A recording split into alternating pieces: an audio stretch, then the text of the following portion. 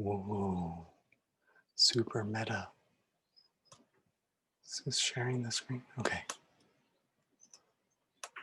So in today's session, we're going to read 4 shorter blog posts by Cal Newport. He has a PhD in computer science from MIT, and he's published 6 books. And I derive a lot of wisdom from reading his work. So here we go. The first one we're going to do is this post. Don't fight distraction, make it irrelevant. The War on Attention. My friend Dale, whose Ancient Wisdom Project blog he should really read, recently pointed me toward an interesting book, interesting David Brooks column. Sorry, there's a notification that popped up. That's funny. In it, Brooks addresses the difficulty of maintaining focus in the distracted age. And like everyone else, I've nodded along with the prohibition sermons, imploring me to limit my information diet, stop multitasking, turn off the devices at least once a week. And like everyone else, these sermons have had no effect. You know, the funny part is because I just stumbled there, I've tried to turn off my FaceTime notification on my desktop many of times, but FaceTime still come through onto my desktop. So please send help if anyone has a working solution to get their FaceTime notifications completely off their laptop, their MacBook Pros or MacBooks. What's interesting about this column is Brooks' solution, which articulates a point that I firmly believe. The lesson then is that if you want to win the war for attention, don't try to say no to the trivial distractions you find on the information smorgasbord. Try to say yes and to the subject that arouses a terrifying longing, and let the terrifying longing crowd out everything else. This rings true with my research on deep work. Those who are best at the skill are without exception obsessed with something that demands sustained attention, be it chess playing, writing, or theoretical physics. These deep workers rarely seem worried about distraction because it's simply not an issue for them. A new focus on focus. Distraction from this perspective is not the cause of problems in your work life. It's a side effect. The real issue comes down to a question more important than whether or not you use Facebook too much. Are you striving to do something useful and do it so well that you cannot be ignored? David Brooks would wager, and I would tend to agree, that once you can get to a positive answer to this question, you'll find your worries about distraction rendered irrelevant. Okay, so that's one of them. One of the 4 that I wanted to highlight in this video. Here's another one. Deep habits, the importance of planning every minute of your workday. Nice picture. Time blocking. The image above shows my plan for a random Wednesday earlier this month. My plan was captured on a single sheet of 24-pound paper in a black and red twin wire notebook. This page is divided into 2 columns. In the left column, I dedicate 2 lines for each hour of the day and then divided that time into blocks labeled with specific assignments.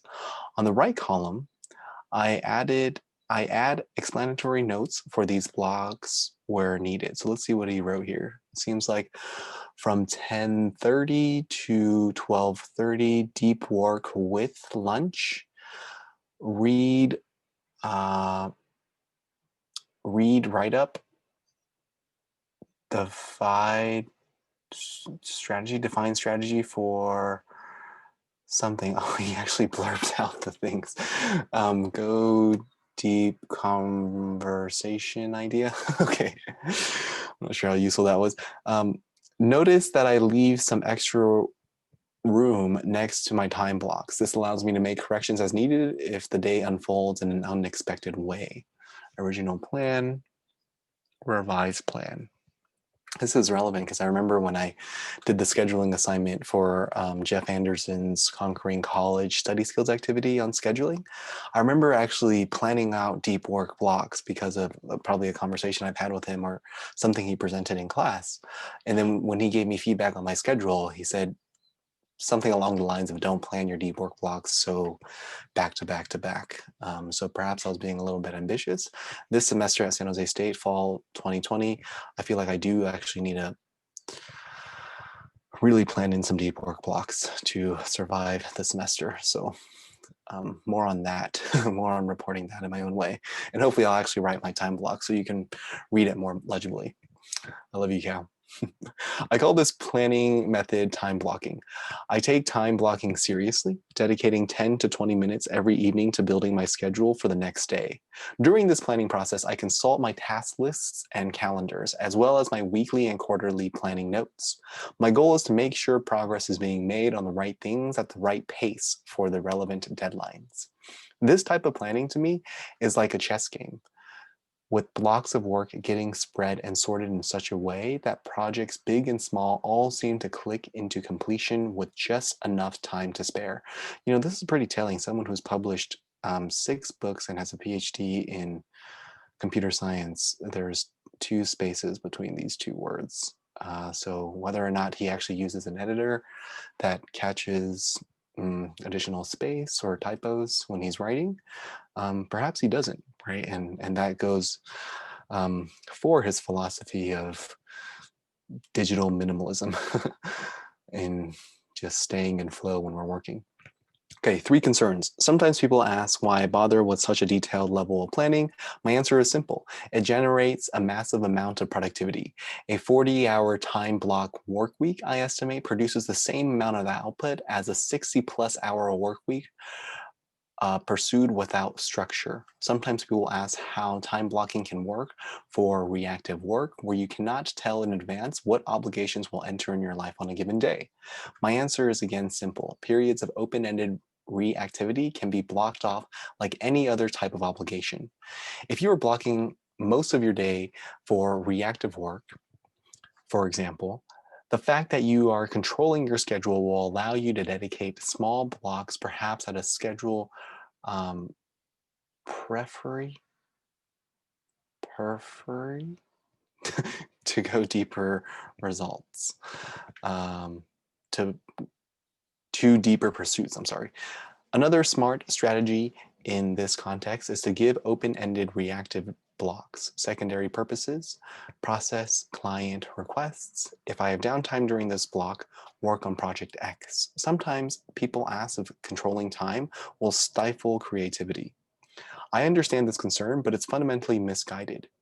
If you control your schedule, 1, you can ensure that you will consistently dedicate time to deep efforts that matter for creative pursuits, and 2, the stress relief that comes from this sense of organization allows you to go deeper in your creative blocks and produce more value. If you're still worried, read Mason Curie's Daily Rituals. Very few of the world famous creatives he profiled adopted a "I'll work when I feel inspired" attitude. They instead controlled their days so they can control their art. Conclusion. In the context of work, uncontrolled time makes me uncomfortable. If you're serious about working deeply and producing high-end value, it should probably make you uncomfortable as well. Using your inbox to drive your daily schedule might be fine for the entry level or those content with a career of cubicle dwelling mediocrity, but the best knowledge workers view their time like the best investors view their capital, as a resource to wield for maximum returns. Okay, on to the third one. Deep habits, plan your week in advance. Wow, this seems like his inbox. A planning habit. On Monday mornings, I plan the upcoming work week. I capture this plan in an email and send it to myself so that I will be sure to see it and have access to it daily. Interesting. Monday afternoon, Tuesday afternoons. Huh. This planning can take a long time, almost always longer than an hour, but the return on investment is phenomenal. To visualize your whole work week at once allows you to spread out, batch, and prioritize work in a manner that significantly increases what you accomplish and goes a long way toward eliminating work pileups and late nights. The latter being crucial if you practice fixed schedule productivity. There is no best format for creating a weekly plan. In fact, I found it's crucial to embrace flexibility. The style or format of your plan should match the challenges of the specific week ahead. Indeed, attempting to force some format in your plan can reduce probability you maintain the habit. I think that's what Jeff was getting at when he was giving me feedback when I planned too much deep work time blocks back after back.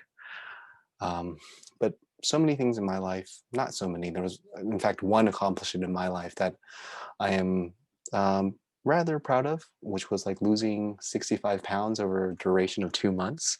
And it was intense. There were some consequences, negative consequences to it being that intense.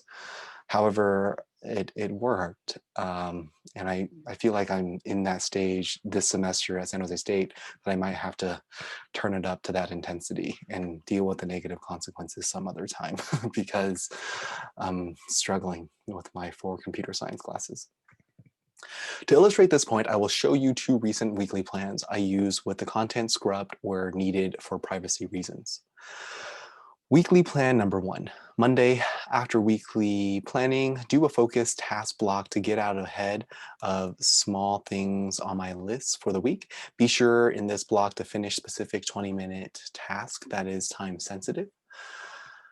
Prepare a lecture for my fall class. End the workday with a 1 to 2 hour writing block. Tuesday. Today is my research day. I head to the office right away to dig into research project. End day with 1.5 hours in a favorite secluded spot on campus where the first hour is writing and the last 30 minutes is batched attack on tasks. Wednesday, I have a training seminar to attend in the morning and a meeting with my student in the later afternoon. Between these 2 events, focus on prepping another lecture. Lecture prep takes time. I prepped a lecture for Tech Core in the Science Learning Institute at Foothill College this summer, teaching 30 students computer science, and that prep work was some serious work. Depending on the length of the afternoon meeting, I may be able to fit in a task block before coming home. Thursday, first thing in the morning, do budget and take care of related annoying financial tasks. The goal is to finish before a doctor's appointment near where I live. After the doctor's appointment, finally doing the research project. End day somewhat early for yard work project. Friday, write deep work until mental burnout. That's kind of interesting and visceral. Shut down for weekend, finish yard work project. The above weekly plan represents the most common format I use, sketching my goals for each day of the week. Notice I'm not simply listing things I want to get done each day, but instead I'm trying to match work to the time that actually seems available on those days. A big part of weekly planning's process is working backwards from your calendar to fill in the open time effectively. Fortunately, because this plan is for a summer week, I had lots of open time to work with. Now consider another plan that I used a few weeks after the above example. Weekly plan 2, research, carve out 3 hours a day. This core, This is the core of each day's schedule. This week is do or die for getting a final result for a research project with an upcoming deadline. During downtime on this project, while waiting for responses from co-authors, I see if I can push through the final details of a different proof I'm working on. Dedicate 1 day's deep work for finishing a journal paper review. Georgetown teaching miscellaneous each day. Go outside deep works, make progress. Once the new textbook arrives, so it's a lot more specific in a sense that he's breaking them out to research, teaching, and writing.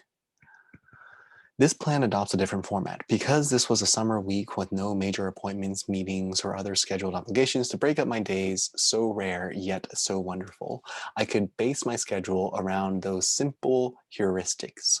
3 hours a day on deep work for research, and a list of small things to schedule each day into the time that remains.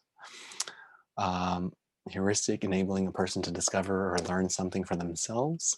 I would never get away with this approach during the height of the school year, but for a lazy week in July, it worked perfectly. The bigger message here, however, is that I always decide in advance what I'm going to do with my week.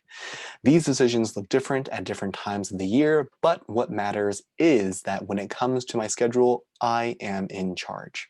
Okay, that's a good takeaway that I hope me reading it through can be a gift to you. The fourth post I want to highlight in this video is deep habits using milestones to get unstuck. Okay, we have some tally marks, some dates, some date ranges, and some tally marks. In search of productive simplicity, last week I described a kink in my project productivity systems. I was oscillating somewhat haphazardly between two different strategies, tracking hours when the work was open-ended and pursuing milestones when the work is known and I need to hustle. This felt too complicated, so I asked for your thoughts and you responded with over 30 suggestions. A lot of your advice seemed to fall into the category of deep work requires different tools, switch as needed. This is probably good counsel, but it still nagged at my preference for simplicity in such matters, which is as a theoretical computer scientist, I of course measure in terms of Kolmogorov complexity. Then I got an email from an academic in a field that also requires proof-style work, problems for which the process to completion is unknown in advance. He explained how he approaches projects. Milestones for me in my field, I hit roadblocks and dead ends with force, which forced me to start over or take off in a different direction. After asking him some clarifying questions, I filled in the details. When working on a complex problem, he would set a key milestone and attack it. If he failed to reach the milestone, he would then ask why and react accordingly. If his answer is, I didn't spend much time on it, then he knows the next step is to put aside more time in the near future to work deeply. If his answer is instead, I did spend enough time on it, but I didn't get anywhere, then he's forced to either identify a brand new approach and tackle the same milestone again with this new approach, or move on to the unrelated milestone. To summarize, this approach focuses on milestones of the form accomplish X by Y, not hour tracking. But when a milestone is missed, it generates an immediate postmortem to figure out what comes next. Examination of dead body to determine the cause of death. Once I understood these details, the full simplicity and power of this approach resonated with me. This academic was reacting to an important truth that I was overlooking. The difficulty of hard to predict processes, like solving proofs, is not just making sure you put in the time, but also making sure you don't waste time stuck in a cul-de-sac. Borrowing from Seth Godin. Stated more concretely, it's likely way more productive to spend 5 hours each on 3 different approaches to a problem than to spend 15 hours stuck on one approach. This milestone-centric strategy is inspired by this reality. There are 2 reasons why it appeals to me. First, I love the simplicity of using a single tool to unify how I approach the various important projects in my life. Second, it resonates with my experience if I fail to prove something with a given approach. After, say, 5 to 6 hours, I'm likely never going to succeed with this approach. I either need to try something new, read something new, talk to someone, or move to a new problem. Keeping this one in the back of my mind in case I later come across a relevant tool. A common trick of Richard Feynman. Slow Burns by Tiago Forte is ringing here. I need to try this approach more extensively before declaring it successful, and it likely does not apply to many fields outside my own, but I thought it might be interesting to offer some insight into meta thinking that supports a lot of what I do. More importantly, it's a good excuse to bring up Kolmogorov. Okay, great. I hope you all enjoyed those 4 posts. And I hope you have some concrete takeaways from listening to me read through those posts. Okay, thanks.